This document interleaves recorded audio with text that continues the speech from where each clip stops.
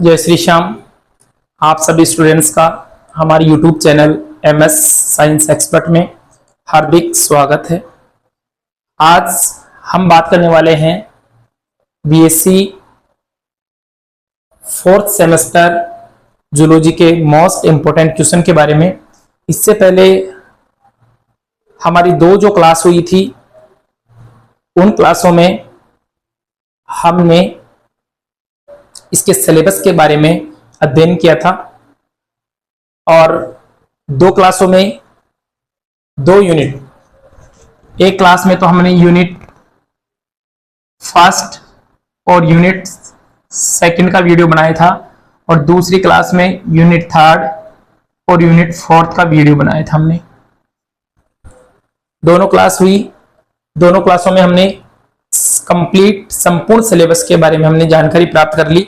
Syllabus में क्या topic हैं, कौन से टॉपिक जुड़े हैं, कौन से हटा दिए गए हैं, सारी सूचना हमने उस क्लास के माध्यम से दे दी है। अब बात करते हैं हम फोर्थ सेमेस्टर जो जूलॉजी का पेपर होने वाला है, उसमें 4 यूनिट है। 4 यूनिट में से आज हमने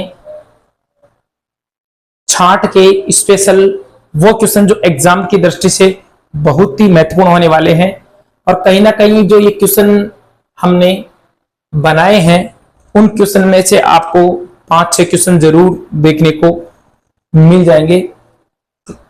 एग्जाम की दृष्टि से बहुत ही महत्वपूर्ण होने वाले हैं। एग्जाम में जूलॉजी के सिलेबस में 4 यूनिट रखी गई है। 4 यूनिट में से 2 यूनिट के क्वेश्चन हमने अभी बनाकर तैयार किए हैं। 2 यूनिट के क्वेश्चन नेक्स्ट वीडियो में आपको देखने को मिल जाएंगे। आइए तो इन क्वेश्चनों के बारे में थोड़ी सी चर्चा कर लेते हैं। क्वेश्चन कैसे हैं, क्या है, ये देखो। यूनिट फर्स्ट में तो इंपॉर्टेंट क्वेश्चन की दृष्टि से पहला क्वेश्चन हमने जो रखा है वो रखा है प्रोकैरियोटिक एवं यूकैरियोटिक कोशिकाओं के प्रमुख लक्षण। हमने 11th-12th क्लास में भी काफी पढ़ा प्रोकैरियोटिक कोशिकाएं, यूकैरियोटिक कोशिकाएं, प्राक केंद्रिक, असीम केंद्रिक कोशिकाएं जिनको बोलते हैं। इनके प्रमुख अंतर या प्रमुख लक्षण आपको बताने हैं इस क्वेश्चन में। एग्जाम की दृष्टि से यह भी महत्वपूर्ण क्वेश्चन है। दूसरा क्वेश्चन जो हमने रखा है वो वायरस से रखा है। इस क्वेश्चन में ओनली वायरस के सामान्य कैरेक्टर, वायरस क्या है, उनके क्या लक्षण हैं, विषाणुओं के सामान्य लक्षण बताइए। ये क्वेश्चन भी एग्जाम की दृष्टि से महत्वपूर्ण होने वाला है। क्वेश्चन नंबर 3 उनकी स्ट्रक्चर के बारे में बनाया गया है। वायरस की स्ट्रक्चर एवं आकृति को समझाइए। वायरस की स्ट्रक्चर कैसी होती है, उनकी आकृति कैसी होती है, कैसे उनके फंक्शन होते हैं, क्या उनका रोल होता है लाइफ में, उनके बारे में बताना है क्वेश्चन नंबर 3। क्वेश्चन नंबर 4 जो है बेटा वो है सेल थ्योरी, कोशिका सिद्धांत। कोशिका सिद्धांत जिसको आधुनिक कोशिका सिद्धांत भी कहते हैं, स्लाइडन और स्वान ने जो प्रतिपादित किया था। कोशिका की संरचना के बारे में बताया था, कोशिकाएं कैसी होती है, कोशिकाओं का पुनर्जन्म, नई कोशिकाओं का निर्माण कैसे होता है, आनुवंशिक मटेरियल क्या है, कैसे एक पीढ़ी से दूसरी पीढ़ी में ट्रांसफर होता है, वो सारी चीजें कोशिका सिद्धांत के अंतर्गत आती है। जितने भी मुख्य बिंदु हैं, 7-8 मुख्य बिंदु हैं सेल थ्योरी के, वो मुख्य बिंदु इस टॉपिक में आएंगे। एक क्वेश्चन प्रोकैरियोटिक कोशिकाओं से संबंधित हो गया, 2 क्वेश्चन हो गए वायरस से संबंधित, और जो 3 और जो चौथा क्वेश्चन था वो सेल थ्योरी से, कोशिका सिद्धांत से संबंधित आपको पूछा जा सकता है। इंपॉर्टेंट क्वेश्चन है। अगला जो क्वेश्चन नंबर 5 है वो है शॉर्ट नोट्स, टिप्पणी लिखिए। ये अक्सर पेपर में देखने को मिलता है। मैं आपको बीच में एक बात बता देता हूं, ये जो क्वेश्चन हम बना रहे हैं वो जो निबंधात्मक क्वेश्चन है उनकी बात कर रहे हैं। जो एक लाइन के जो शॉर्ट 1 वर्ड्स के जो क्वेश्चन आते हैं, 10 क्वेश्चन आपको देते हैं। ए भाग में 2 भाग होते हैं पेपर के आजकल, एक तो ए पार्ट और एक बी, मतलब ए और बी 2 पार्ट होते हैं। तो हमने ए पार्ट की अभी तक चर्चा नहीं की है। ए पार्ट आप अपने लेवल पर, स्तर पर तैयार कीजिए। एक लाइन के क्वेश्चन पूछते हैं उनमें। हम जो बात करते हैं जो निबंधात्मक जो बड़े क्वेश्चन है, जो 4 यूनिट में से 8 क्वेश्चन देखने को मिलते हैं, अपने को उनमें से केवल करने होते कितने, 4। तो उन 4 क्वेश्चन की हम बात कर रहे हैं। तो 5वें नंबर का जो क्वेश्चन है शॉर्ट नोट्स, एक बात मैं आपको बता देता हूं, चारों यूनिट के क्वेश्चन में एक साथ भी इसमें दे देता, लेकिन समझ में नहीं आता, वीडियो भी काफी बड़ा हो जाता, क्लास बड़ी हो जाती, इसलिए अपन इन्हीं के बारे में अध्ययन करेंगे अभी। हाँ, क्वेश्चन नंबर 5 है, वो संबंधित है शॉर्ट नोट से, संक्षिप्त टिप्पणियों से। महत्वपूर्ण टॉपिक रहने वाला है ग्लाइकोकैलिक्स। ग्लाइकोकैलिक्स के बारे में टिप्पणी लिखिए। और सिंगर और निकोलसन का जो तरल मोज़ेक मॉडल है, ये भी इंपॉर्टेंट पॉइंट्स में आ रहा है। अति महत्वपूर्ण की बात करें, टिप्पणी वाला जो ये पूरा का पूरा जो क्वेश्चन है, क्वेश्चन नंबर 5 है, ये इंपॉर्टेंट रहने वाला है। इसमें से 2 क्वेश्चन आपको जरूर डेफिनेटली देखने को मिलेंगे क्लास में, एग्जाम में। अगली जो तीसरी टिप्पणी है, एक्टिव एंड पैसिव ट्रांसपोर्ट, मतलब सक्रिय और निष्क्रिय परिवहन के बारे में। सिलेबस में जब मैं सिलेबस आपको करवा रहा था, उस क्लास में भी मैंने बताया था कि ये एक्टिव और पैसिव जो ट्रांसपोर्ट है, सक्रिय और निष्क्रिय जो परिवहन वाली जो टॉपिक है, ये वो इंपॉर्टेंट रहने वाला है। तो हमने इसको क्वेश्चन की सीरीज में भी डाली है, सक्रिय और निष्क्रिय परिवहन। और इसके साथ प्रासरण से संबंधित सवाल आपको देखने को मिल सकता है।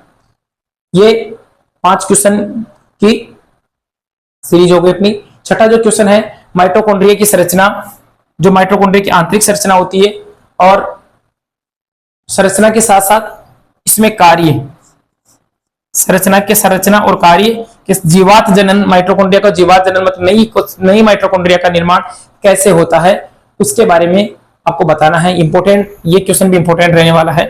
उसके बाद में नेक्स्ट क्वेश्चन जो पूछा गया है, वो राइबोसोम की संरचना व कार्यों के बारे में।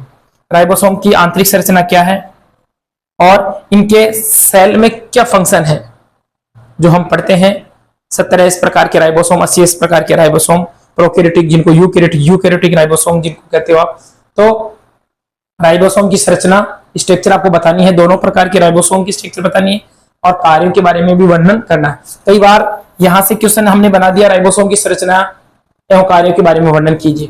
अब कई स्टूडेंट्स की शिकायत रहती है, सर आपने बनाया था राइबोसोम की स्ट्रक्चर, वो उन्होंने तो पूछा ही नहीं, उन्होंने तो शॉर्ट नोट संक्षिप्त टिप्पणी पूछ ली राइबोसोम कार्य। अरे तो क्वेश्चन तो इसी में से आ रहा है ना भाई, क्वेश्चन तो वही है, चाहे वो राइबोसोम की संरचना पूछ के छोड़ दे, चाहे वो राइबोसोम के कार्य पूछ के छोड़ दे, चाहे वो राइबोसोम में 70S व 80S जो राइबोसोम है उनके बारे में पूछ ले, क्वेश्चन राइबोसोम से पुटअप हो रहा है। अगला जो 8 नंबर का क्वेश्चन है, वो है SER और RER, smooth endoplasmic reticulum, rough endoplasmic reticulum, मतलब चिकनी अंतःप्रद्रवी जालिका और खुरदरी अंतःप्रद्रवी जालिका। इन दोनों में आपको डिफरेंट बताना है, अंतर बताना है इनमें। अगली जो टिप्पणी है, वो गोल्जिकाई के कार्यों से संबंधित है।